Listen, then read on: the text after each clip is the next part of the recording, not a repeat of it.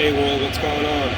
A lot of people are obsessed with like swapping platters from one drive to another. So do not do this at home. This has to be done in a clean room environment. Because if you don't, then dust particles is going to settle on the disk, get inside the drive, and be a problem. Complicate the recovery. So just wanted to shoot up another quick video like the other one to see what this is like, because a lot of people are obsessed with this process when it's rarely applied. So you only need to do this if the motor here is damaged. If it's not damaged, never swap platter. So here you go.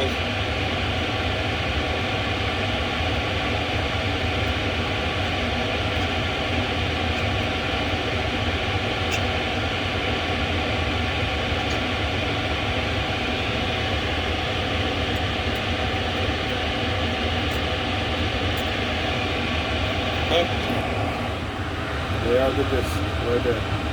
Came from this drive. Alright? If you need help, you can find us at datarecoveryguru.com. Right there. Thank you. Have a nice night.